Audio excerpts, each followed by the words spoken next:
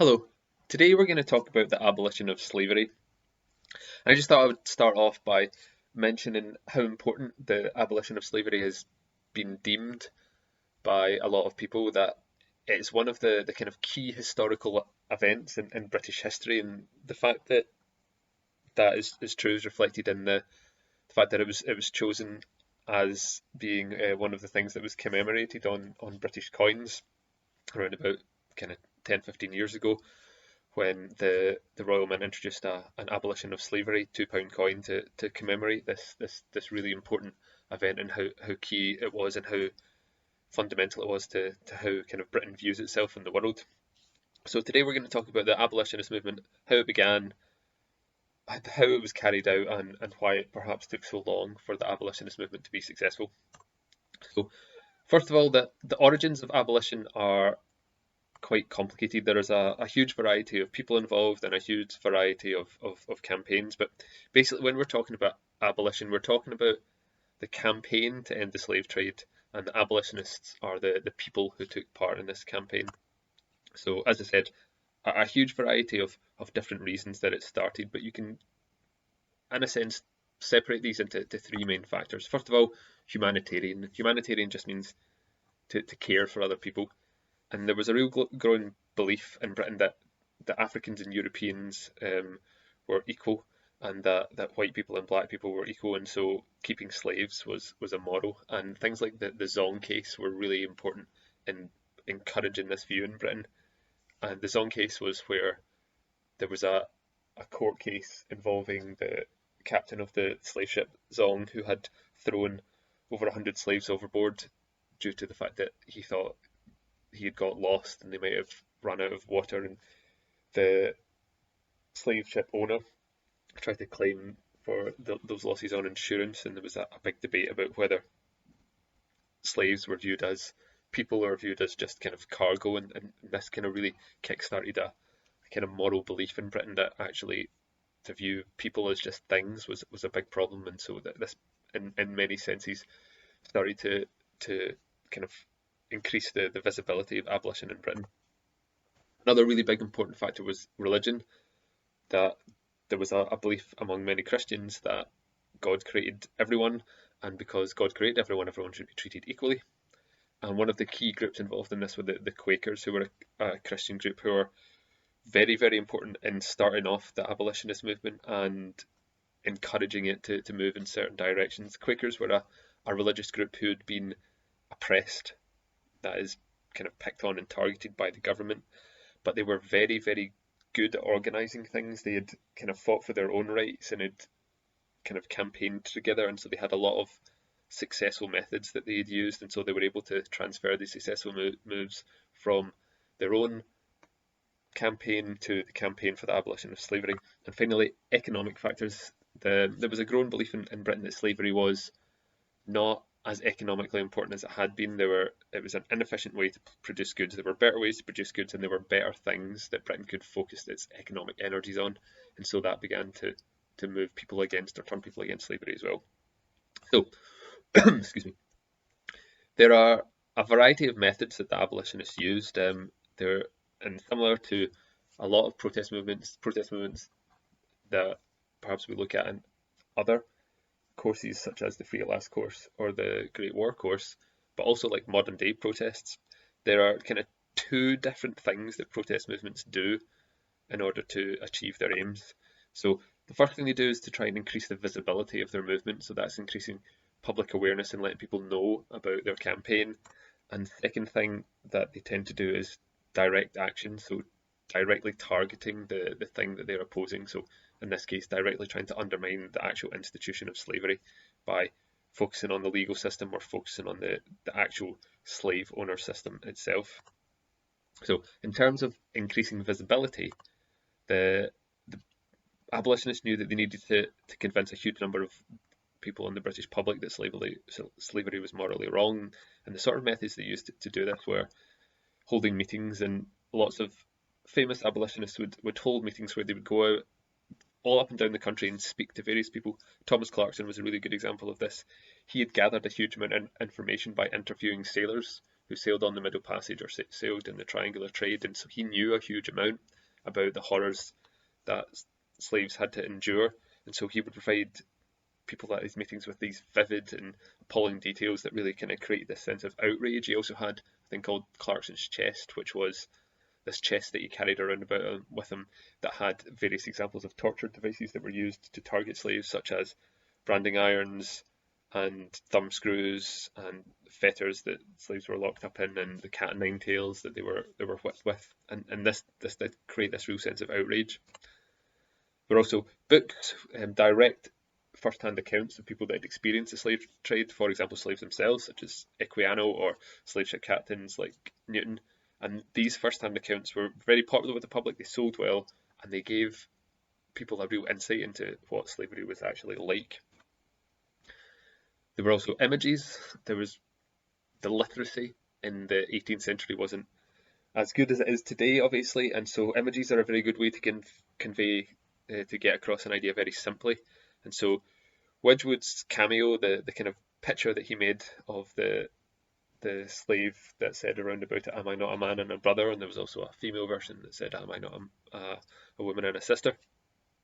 These were really effective in kind of creating a moral push for the abolitionist campaign. There was also the famous example of the Brooks slave ship, which is the diagram of all the slaves being stowed very tightly in this ship, which many people looked at and found just very disturbing and appalling.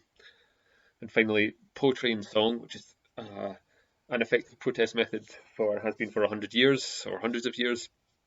So poets such as Hannah More wrote poetry that condemned slavery, and John Newton wrote the famous hymn Amazing Grace, and these ideas were very popular.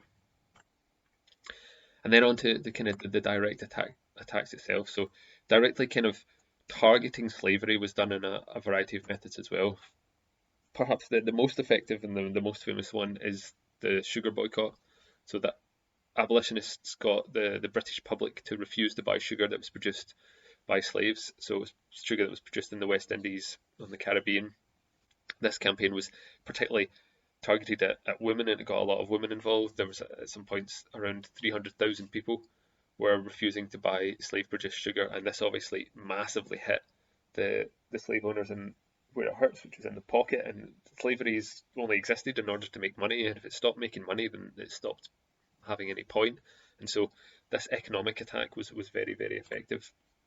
We also had petitions, again, a protest method that's still very popular today, but particularly in the 18th century when a large majority of the British public couldn't vote, and all women couldn't vote at that time. One of the ways to be able to convince the Parliament, the government, that the public was against something or that they felt strongly about something was to create petitions. This was again a method that the Quakers had used very effectively during their own campaigns, and so large numbers of petitions were produced. Cities signed petitions and sent them down to Parliament, and by the end of the 18th century, hundreds of thousands of people would sign these petitions indicating that they were against slavery. And finally, the main aim of the abolitionist campaign was to change the law, was to get a bill passed in Parliament that outlawed the slave trade. And so William Wilberforce, who was an MP and one of the leading abolitionists, introduced a bill every year between 1789 and 1807, when the Slave Trade Act was finally passed in order to basically ban the slave trade. And that this kind of continual fight, this resilience, this constant battle by Wilberforce is one of the kind of important reasons why abolition was successful and why Wilberforce's name is so often linked so strongly with abolitionists. Now, as I just said, 1789 to 1807 is a long period. It's a long time for someone to be constantly introducing a bill, and with all the other factors going on, there had to be things that were, and forces that were pushing back against the abolitionists. There had to be reasons why the abolitionist campaign wasn't successful or it took so long to be successful, and there are quite a wide variety of these reasons. So the most important of these are that, first of all, employment. People in shipyards and ports and mills and factories depended on slavery for their work, and so a lot of them and a lot of employers and a lot of employees were very keen for the slave trade to continue. A lot of the kind of very important cities in Britain, Glasgow, Liverpool, Bristol and London, benefited significantly from the trade, so a lot of them were very much against the abolitionist movement. The sugar was very popular in Britain, as it remains today, and so people worried that without the slave trade they would lose access to sugar, and so a lot of people were against the possibility of abolition on that basis. Britain was beginning to grow as a world power at this time, and the economic power that it gained from slavery was seen as a key kind of pillar of the British success, and a lot of people in government and throughout the country were worried that if you took away this pillar, the kind of the building of British success would collapse. The Royal Navy was one of the main examples of British power, and so sailing on the triangular trade taught sailors important skills and sailing and maintaining ships, and a lot of sailors who had been engaged on the triangular trade were then taken into the Royal Navy, and so the Royal Navy worried that without the triangular trade then they would begin to lose a significant number of the sailors. Also, as we said, it took a long time for the bill to pass in Parliament, and this is partly because a large number of MPs had interests in plantations. They owned plantations or had shares or stock in them, and other ones who didn't even own it were often bribed, given money by plantation owners or slave ship owners in order to continue to support the bill being thrown out. There also were elements of the royal family who were against abolition, that the opinions of the royal family were very important in that period, and so if the royal family seemed to be against something, this could sway a lot of people's opinions.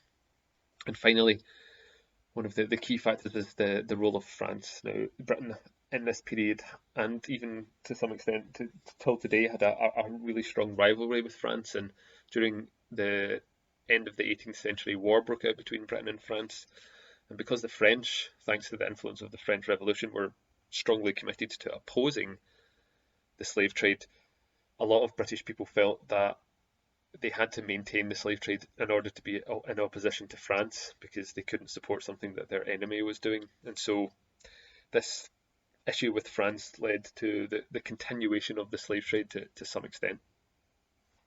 So overall, hopefully you can see that there are quite clear reasons that this abolitionist campaign began. There were clear reasons why it was successful, but there are also clear reasons that prevented its success. And hopefully in that as well, you can see that there are clear links, not just to other topics that we look at, such as the civil rights movement, but also to a lot of kind of protests that go on today. So when you're trying to revise these things, it's a very good idea to try and think about how it kind of fits into the world that we live in. And by doing that and creating as many links as possible in your head between these various different things that happened in the past and things that are happening today should hopefully help you remember them a little bit easier.